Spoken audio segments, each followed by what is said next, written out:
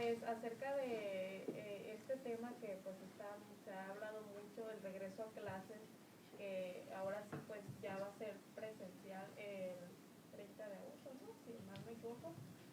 Preguntarle pues cómo sería este regreso a clases y pues para que les comente pues a toda nuestra audiencia del debate. Bueno, primero que nada, muy buenos días. Gracias por la oportunidad de platicar con todos los internautas del debate. Lo que es muy importante es imaginar un posible regreso a las aulas, sin duda, un regreso a las aulas que sea sobre todo sin prisas, pero sin pausa. Ya en el pasado lo hicimos y eso me parece muy importante. Llegamos a tener a 26,000 niños en el sistema educativo, llegamos a tener 935 centros educativos funcionando, más de 2,500 profesores y llegamos a tener 1.7% de contagios. Esos fueron los centros comunitarios de aprendizaje. Así es que lo que me parece importante es imaginar este posible regreso que tendremos sobre todo de manera a la presencialidad, pues sobre todo gradual, focalizado y tomando en cuenta el contexto. Y esto nos llevará a tener un regreso seguro. Si bien, pues entonces los centros comunitarios dieron un hincapié a un adelanto para este regreso presencial, secretario. Sí, sin duda. Acabo de estar la semana pasada con la secretaria de Educación, Delfina Gómez, fue sumamente generosa al preguntarnos cómo había funcionado toda esta dinámica que había logrado tener el mayor número de niños en todo el país, con el mayor número de escuelas habilitadas para este acompañamiento, y partimos de una esencia que ahora es lo que nos permitirá dar estos pasos hacia adelante.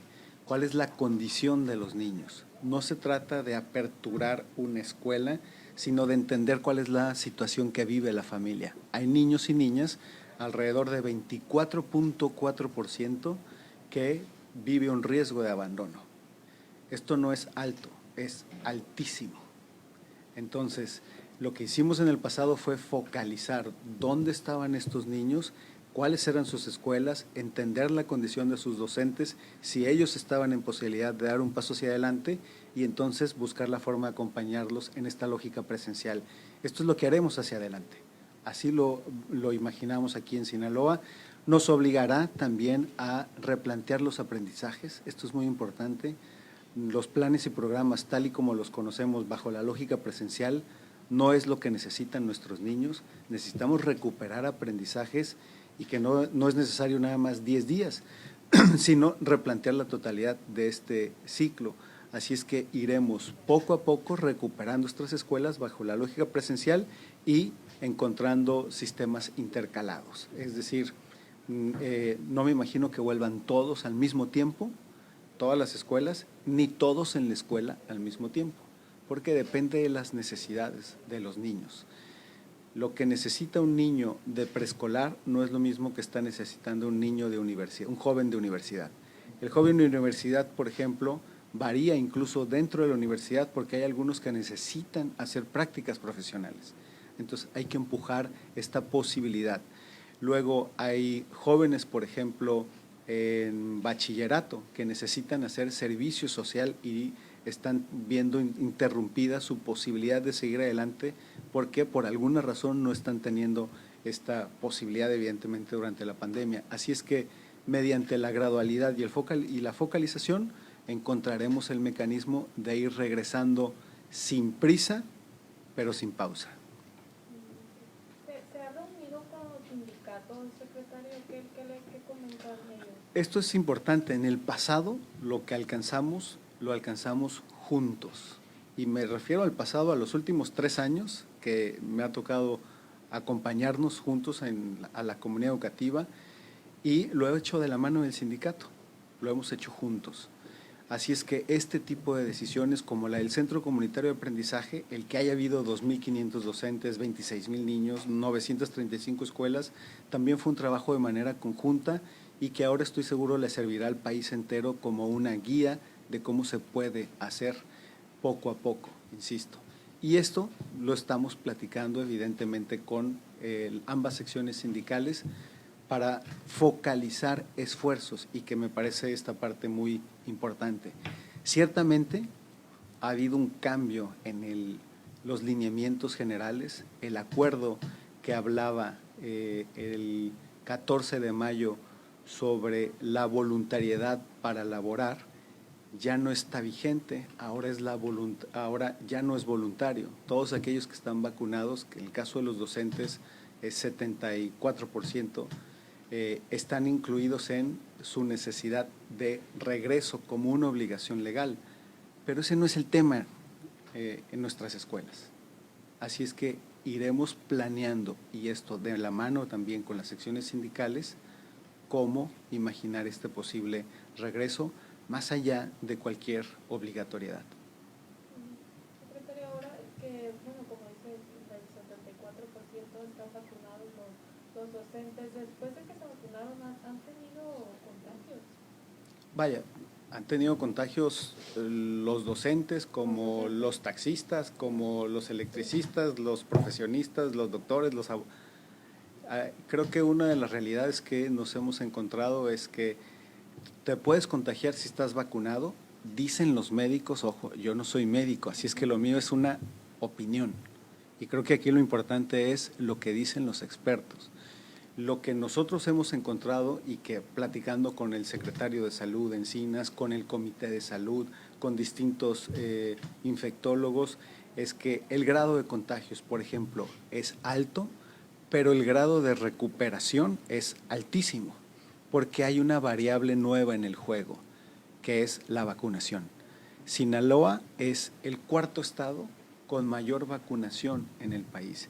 Y tratándose de niños de 0 a 14 años, estos son datos de salud, hay 1.7% de infectados.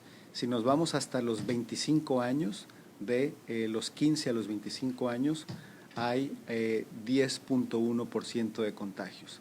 Entonces, creo que esta parte sobre la vacuna, cómo va caminando, el efecto que tiene, pues es importante y sobre todo, muy importante, que nuestra comunidad educativa está vacunada y eso ha probado ser en el mundo, no en México o en Sinaloa, pues sumamente efectivo, a pesar de que exista la posibilidad de ese contagio.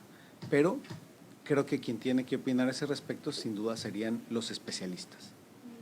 Si bien, secretario, seguimos en semáforo rojo y pues de un inicio se había dicho que las clases presenciales no se darían mientras se estuviera en semáforo rojo. Sin embargo, pues ahora pues se plantea un regreso para agosto, para terminar de agosto. Bueno, yo espero estar siendo claro. Imaginemos esa recuperación de las aulas, pero sin prisas. Entonces, no es el título de regreso o no regreso, sino lo que están viviendo los niños.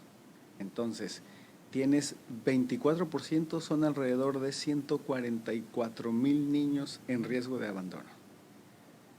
Y la sociedad en Sinaloa con sus distintas actividades. Entonces, no imaginemos ese posible regreso total, sino sobre todo focalizado y gradual, y todavía con protocolos de asistencia de 50%.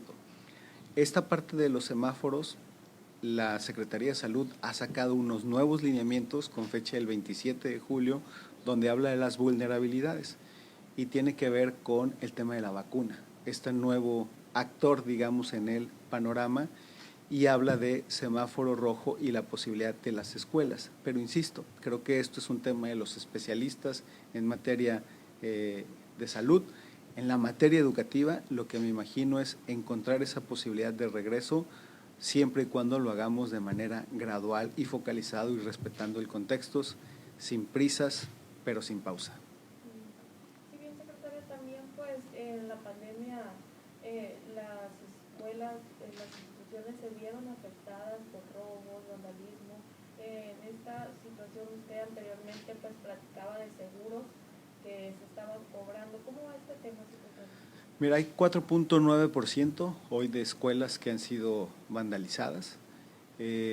De estos 4.9%, básicamente la mitad, poco más del 2.4%, ya tienen todo el proceso encaminado.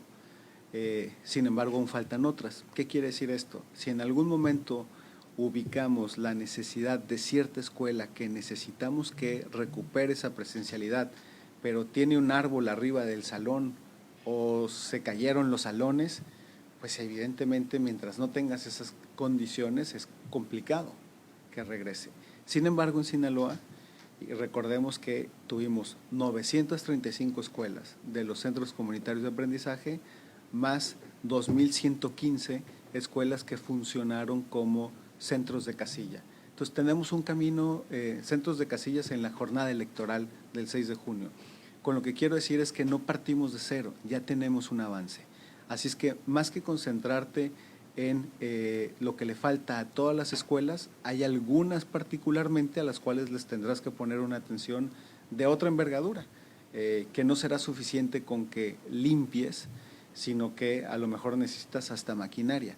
Y este tema creo que es uno que tendremos que trabajar con los distintos maestros y luego con apoyo de las autoridades locales e incluso hasta apoyo de sociedad civil. ¿Ese 4.9% cuántas? 253. ¿De Culiacán cuántas? La mitad de las escuelas son de Culiacán, poco más de la mitad de las escuelas. Bueno, bien, secretario, pues ¿qué le diría a todos estos padres de familia que tienen miedo de que sus hijos estén en las aulas, que regresen a clases debido a la pandemia? A ver, muy importante, cuando un padre de familia, una mamá, una abuelita, no está necesariamente convencida de que puede o debe mandar a su hija, no hay discusión, no lo hará y no se le obligará. Yo no la obligaré. Entonces, esto, al final de cuentas, insisto, no tenemos que inventar el hilo negro porque en el pasado ya lo encontramos. En Sinaloa tenemos evidencia de cómo funciona, así es que ¿por qué habríamos de hacerlo diferente? Aquellos papás que consideran que no es el momento para mandar a sus hijos, no los mandarán. Pero luego nosotros nos concentraremos en ciertas escuelas con ciertos niños. Así fueron los centros comunitarios de aprendizaje. Yo necesitaba que la niña Janet, con la cual teníamos comunicación de manera aleatoria, un día sí, 5 días no, un día sí, 4 días no, tuviera un acompañamiento presencial. Si el maestro estaba en posibilidades y la mamá quería, entonces el niño asistía. Pero si no, no se le obligaba a nadie. Luego habrá unas escuelas que pueden mantener los dos sistemas, el sistema híbrido, el sistema a distancia y luego lo acompañe de una cierta presencialidad. ¿De quién va a depender esto? De una decisión escolar en los consejos técnicos escolares, pero nosotros les daremos los criterios y las rutas para que puedan ver qué es lo que más le conviene a ciertas escuelas.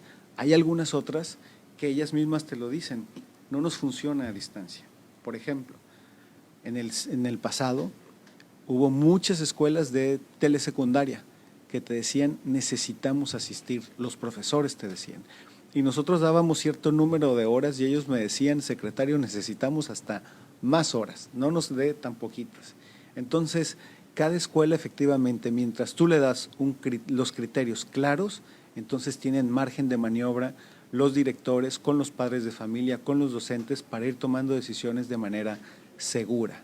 Así es que creo que esto es lo que ya nos ha dado resultados. En el pasado tuvimos 1.7% de contagios. Eso es muy importante.